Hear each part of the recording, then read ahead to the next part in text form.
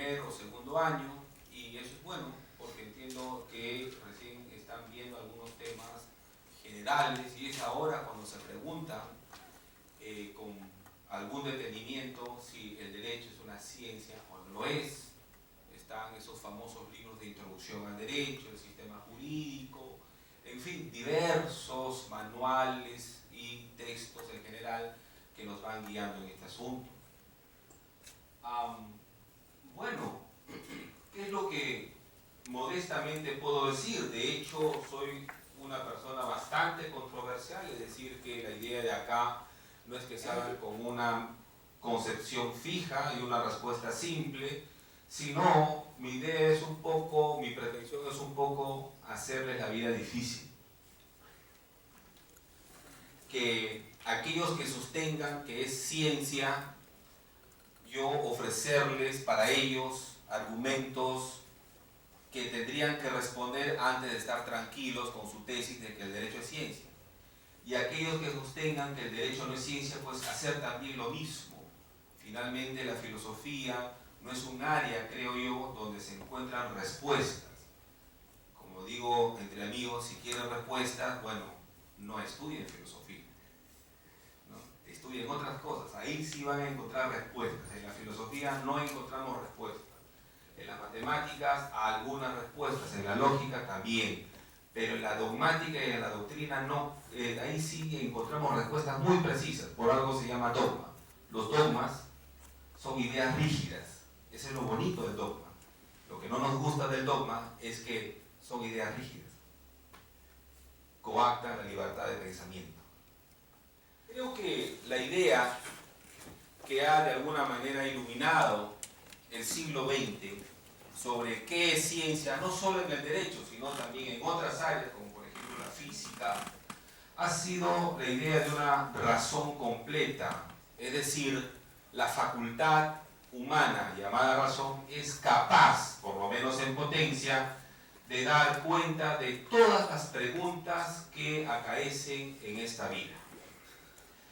Y sin embargo, lo que yo vengo a sostener es que esta idea de razón completa es más que todo un mito, es algo que, en lo cual queremos creer, digámoslo así, porque necesitamos ese mito.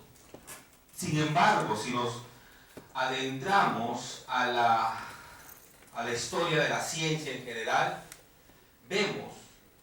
podremos constatar de que esa idea de razón completa no es real, no se condice con la historia de la ciencia.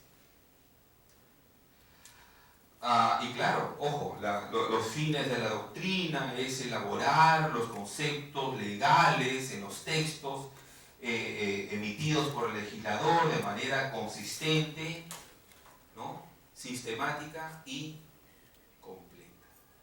Bien. Una manera de decir esto en lenguaje filosófico es la llamada doctrina del ignorabimus. En el siglo XIX a fines, y nos importa tanto a los filósofos del derecho como de la ciencia del siglo XIX, porque ahí encontramos a personajes como Savigny, Wittgenstein, ¿verdad?, Jering, etc. Pues bien, en la filosofía de la ciencia, en Alemania también, había una discusión, y precisamente la propuesta era guiada por dos hermanos, Émile Dubois-Reymond y el otro se llamaba Paul Dubois-Reymond, uno matemático y el otro físico, que sostenían que a pesar de los grandes logros de la ciencia de ese entonces, igual permaneceríamos ignorantes respecto de cuestiones mucho más importantes. Y esa es la doctrina del ignorabimus. No importa cuánto nos esforcemos, no vamos a tener la respuesta para todas las preguntas importantes de una sociedad. ¿Sí? No está de más recordar que cuando nosotros hablamos de ciencia, en filosofía por lo menos, más que una definición de qué es ciencia, lo que tenemos es una actividad guiada por principios. Y estos principios no son otros que los del método científico.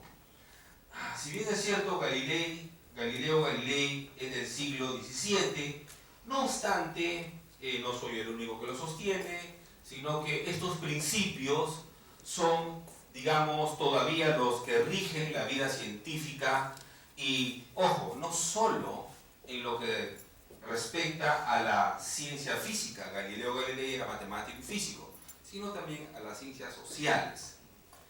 Parte de esto es, por ejemplo, algo que me parece que en el derecho es importante y muy relevante. Voy a empezar por el último. No me dejarán mentir que una de las características, sobre todo, que llama mucho la atención a los que recién ingresamos a una facultad de Derecho, es la abrumadora cantidad de citas de autoridad. Casi todos los artículos,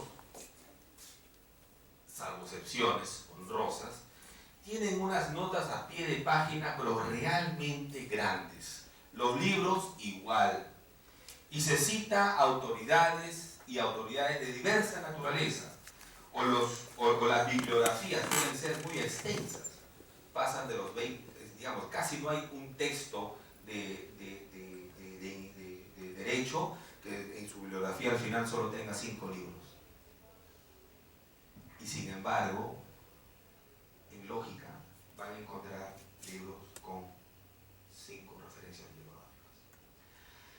¿Esto qué quiere decir? Que en el derecho pesa mucho el argumento a la autoridad. Y sabemos que eso es una falacia. Desde la academia lo sabemos. Y otros desde el colegio. ¿Qué es lo que ha pasado? Bien, en la ciencia no se practica eso. En la ciencia lo que importan son los argumentos. Frente a una tesis o hipótesis, la manera de aceptar o rechazar esta es a través de un argumento, no mediante el recurso de tal autor sostiene esto. Y esto ya bueno, esta era la manera de ser física para el siglo XVII antes de Galileo. A Galileo le decían que la manera de aprender física antes del siglo XVII era repitiendo a tales y tales autores. Y obviamente Galileo se opuso a esto. Luego permítanme ir al primero. Hasta antes de Galileo, la ciencia, ¿cómo se hacía? La ciencia física, me refiero. Se buscaban naturalezas o esencias. Y esto al estudiante de Derecho le parece muy familiarizado. A ver, si ustedes están entre el primer y segundo ciclo, ya habrán oído de la naturaleza del derecho, de la naturaleza de las normas jurídicas, y si por ahí han estudiado Derecho Penal, la naturaleza del delito, la naturaleza del dolo, pues hay que leer un poquito, ¿ya? Y en fin, diversas cosas, ¿ya? Cuestiones que se plantean al estudiante y siempre tienen el mismo tipo de cuestionamiento. ¿Cuál es la naturaleza de? Y así es como se hacía ciencia hasta antes de la época de Galileo. La física también se preguntaba cuál es la naturaleza de diversas cosas, las esencias, la búsqueda de la cosa en sí, del conocimiento inmutable, etc. Pues bien, el primer principio del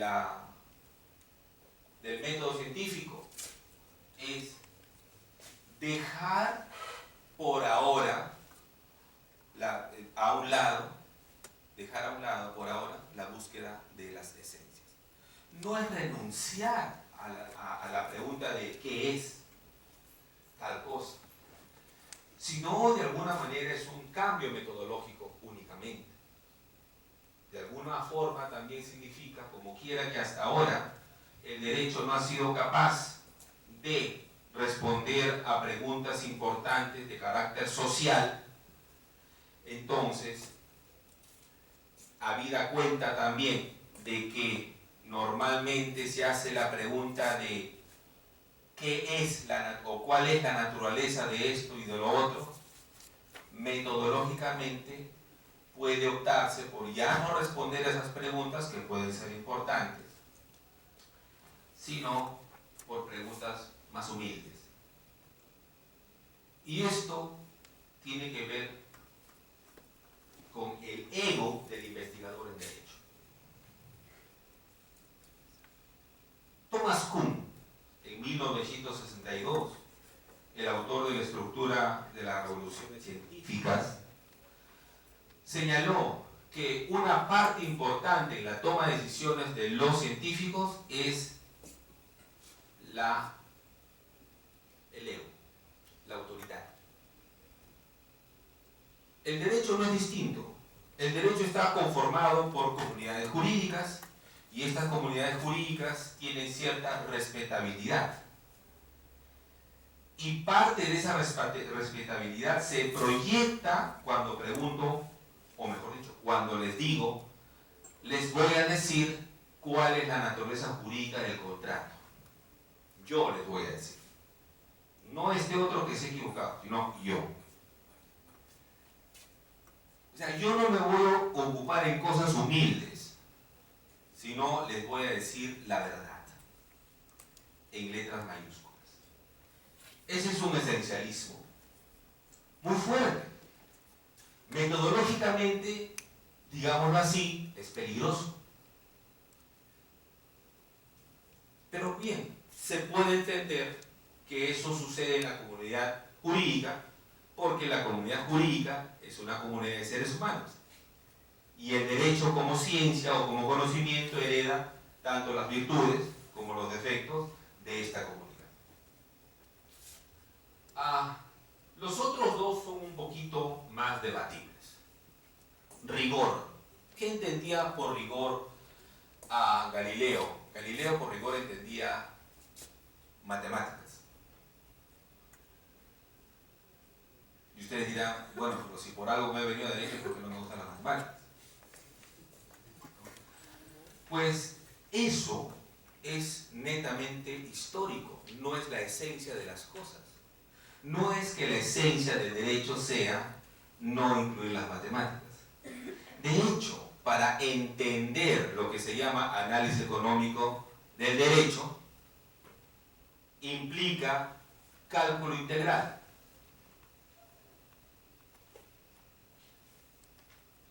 Ni modo, a los que no nos gustan las matemáticas, por presión vamos a tener que desarrollar algo al respecto. Pero también significa el empleo de la lógica. No hace mucho, hace algunos 20, 25 años, cuando yo estaba en pregrado, mis profesores me decían, el derecho no tiene nada que ver con la lógica. Y yo les creí en su momento. Pero véanlo de esta manera, si ustedes renuncian a la lógica, va a haber una gran cantidad de textos de derecho que no van a poder leer.